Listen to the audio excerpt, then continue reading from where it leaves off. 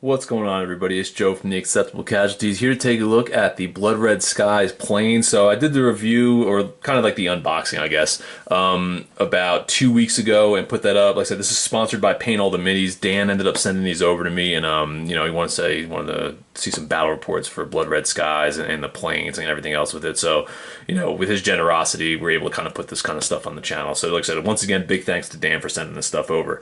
So now back to the meat and potatoes. So this is obviously the backbone of the box set that you get here. You end up getting 12 planes, 6 Spitfire Mark IIs, and then you get some BF109es, the Messerschmitts for the Germans. So I ended up going in and I painted these up, and this is kind of what I got here. I put them on the flight stands as well. So went through the initial opening of the box. I went through the planes that I got out. I guess I just got the really good ones in there.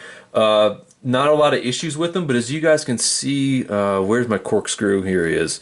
So this is one of the Messerschmitts, and I soaked these in water, and the wings, even though I tried to re-put them back in, they kind of bend. It's a weird plastic. It's like this weird soft plastic, and it didn't really hold. And there's probably a couple other planes. Like here's another one that has like that same thing. Not a game-breaking deal, but it's enough to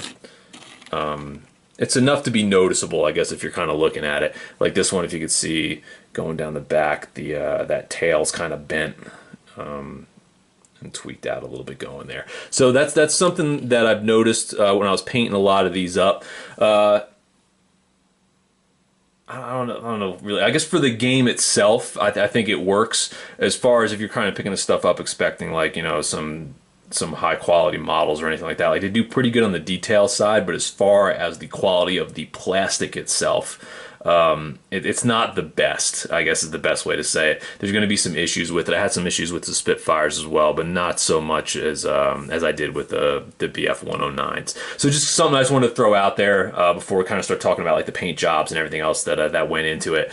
But yeah, just something to note. If you pick the box set up, the planes, they're more than ample for what you want to do. But if you're looking for like a high quality, like hard plastic or resin model, you're probably not going to find it here. And if you're probably looking to paint stuff like that, you probably want to maybe lean more toward the Wings of Glory stuff or anything like that. But if you're just looking to get in there, play some Blood Red Skies and use these planes for maybe some other small games, just as more of a gamer, they're more than efficient, and they're more than ample for that kind of stuff.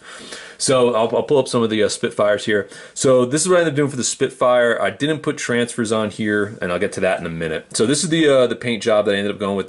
I like the brown and green Spitfire look a little bit better. So I had some olive drab left over for the can of primer that I got from, I think it's Army Painter. I think it is Army Painter. So I had that, and I ended up just spraying all the planes. They come brown, but I didn't like the darkness of the brown, and obviously I don't want to paint on that. So I ended up priming it in this green, and then I used a Vallejo brown. I think it's called Beastie Brown, I think is what it is. It matches really well with the Spitfire brown. I didn't buy any new paints, I guess, to paint these up, is what I'm trying to say. But I tried to color match off of what I had the best that I could. So this is the color scheme I went here. Just this that green, and then I hit it with the that Beastie Brown, and then I just did like a light brown wash on top of these, and this is what I used, the soft tone from Army Painter Quick Shade. I like this one. This is probably my favorite light brown wash that I ended up using. It looks great on flesh tones. If you guys haven't used it before, awesome on flesh tones. Really nice too on cloth if you're doing like Vikings or barbarians or anything like that, and you want to kind of get a nice subtle wash on there for cloth. This works really, really well for that kind of stuff. I also have the strong tone as well, but I didn't use it for this because that one really punches through and really darkens up the paint sometimes. So this is what I ended up doing for there. Like I said, I hit it with that soft tone wash. I didn't dry brush or do anything else with this. I didn't go super crazy with these models. I kind of just painted it up. I did the canopy with a metallic finish. It's kind of tough to see. That might help a little bit. So there's the canopy. I ended up doing that with a metallic finish, and then the nose on these Spitfires is kind of a gray, and that's just off the reference photos that I ended up pulling. So it's like this right here. I was going to put some transfers or decals, whatever you guys like to call them, on these planes, and I thought that with the box set you did get a set of them, but as I went to go get them, I realized they're just stickers. So I didn't put them on the plane. Like I said, these are the stickers. They have the white ring on the outside. They just kind of look wonky. I mean, if you're going to put the effort in to paint these things, you're not going to want to put one of these stickers on here. Regardless if you're doing like a professional paint job or even one that's going to be tabletop quality, these really don't do them any justice. So I kind of put that back on there. And then I'm going to throw it in the trash that you guys, since you guys have already seen it. So yeah, so I think if you're going to use those for, if you're not going to paint the models and you kind of just want to have something to break up the brown Spitfires from the gray Messerschmitts, those stickers work more than enough for doing that if you're not going to paint it. But I said if you're going to put the effort into paint, even if it's like just this quality for tabletop quality, I think just spend the extra $3, extra $4, whatever you're gonna spend them on. If you can get like individual sheets, and try to find some 1/200th scale Spitfire markings to throw on here, and it'll be worth it. Like I said, I'm probably gonna end up doing it at some point next time I put an order in somewhere that carries them, and I'll end up just bringing them out and cleaning those up a little bit and throwing the transfers on there, because they will look a lot better, I think, once you put the transfers on there. They look a little naked right now, not having the big blue circles on the wings. That's kind of like a staple. That's what I think when I think of the Spitfires. One of the things that stand out. So just a note for that as well. So you look over at the Messerschmitts. These over here, like I said, I had a little bit more of an issue, as I said before, with the actual casts, but they are smaller. They paint up fairly easy. And I ended up doing, like I said, this is just a classic gray with the yellow nose and tail. And then I try to do the straight line camo that they used on the wings. I did this all by freehand. I know you can do it with, if you guys haven't done these before, you can just lay tape down, and that's a great way for getting straight lines on the wings. I won't say I was lazy. I just wanted to see if I can actually do it freehand, and they came out okay. Like they're not like super straight as if I would done it with a straight edge, but they still came out pretty good. So that's what I ended up doing here. I did the wing camo, one right in front of the canopy, and then on the tails I did I did a little bit of camo patterns as well, and they're all different, going from top to bottom. I ended up doing a field gray primer for the plane. That's what I ended up spraying. I think it's Army Painter's Field Gray that I usually use to prime for my early war Germans. So I used that, hit it with that. Then I ended up using a black wash on these to kind of knock that gray down a little bit because it was a little on the bright side. So I did that, and then with the actual camo patterns, I decided to go with a Luftwaffe green, and that's, do I have it up here? It's from the old Flames of War paint sets that you can get. I don't know if you can still get these or not.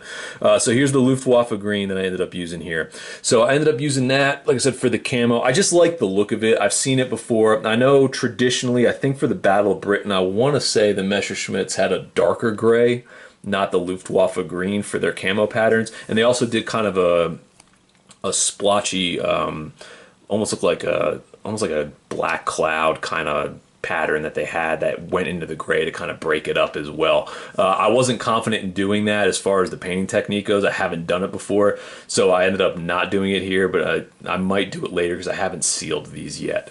As you can see as well, the transfers on top, these were just spare ones I had from my early war German project that I had for Barbarossa. Usually the Balkan Crews is what they're called. On planes, they're much bigger than they are on tanks for identification purposes, I assume, from ground units, so they don't get hit with friendly fire from AA. So you have these on there. Like I said, they're a little bit smaller. With the set, you do get these, and these probably would have been a better size. So that's roughly what you're looking at as far as what the Balkan Crews would normally look like on a plane compared to the tank ones and vehicle ones that I just had available for my other projects, because, like I said, I didn't want to use the stickers. They just didn't look good. So I ended up putting two on the back end of the plane, the wings. I didn't do anything for the underbellies of the planes for this. So like I said, overall, they paint up pretty easy. Like, I was able to get all 12 of these done, and I'm not the quickest painter, but like I was able to get all 12 of these done to tabletop standard, probably about 3 hours. And that's with like washing, doing all the painting, letting it dry, and kind of sealing some stuff in there as well. And then I took a little more time to kind of do the transfers at the end. But like I said, if you don't have transfers and you don't need to do that, you probably can paint all these up within 3 hours. It's a really simple paint job. Especially on 1/200th scale, really easy to do. I know when I was looking at it, I was like, man, maybe I'll just paint these up scenario by scenario and kind of do it as a grow league, just maybe do like 2 planes at a time and then play a scenario and do it again. But when I started cranking them out, I just lined them up and just punched them out within like, an hour and a half, 2 hours, and just kind of got them done.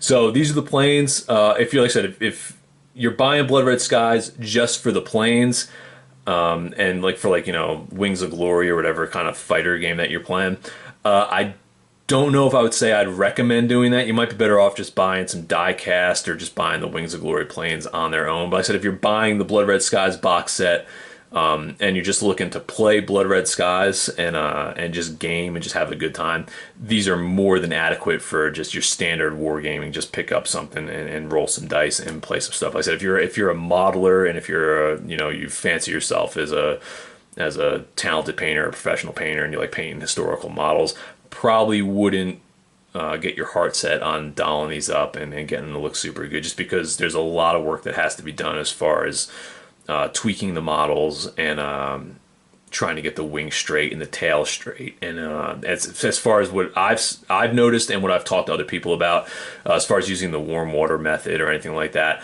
they might hold a little bit of your change, but usually they're going to kind of snap back to what they were beforehand. So just wanted to pass that along. Like I said, for the game itself, more than adequate. If you're looking at it from a modeling perspective, or you know, you want some high quality models to do some painting and things like that, this probably wouldn't be the avenue that you want to go down. You might want to buy some extra planes and kind of switch them out as far as that goes. So that's all I'm going to do here for Blood Red Skies. This is kind of just going to be like the paint the plane video right here. In about 2-3 weeks, we're going to start cranking out some of the scenarios in the book. We're just going to start from the beginning, scenario 0, I think is what they call it, and then we're going to work our way through. So, like I said, it'll be Vin and I. I'm probably going to put one out maybe like every like 2 or 3 weeks. Give you guys a chance to check this out. The game itself, I'm starting to go through the rule book just a little bit. The game itself does look really, really good. So I'm kind of excited about throwing that on the table and getting to fly around and blow Vin out of the sky, opposed to just, you know, shooting when he's on the ground.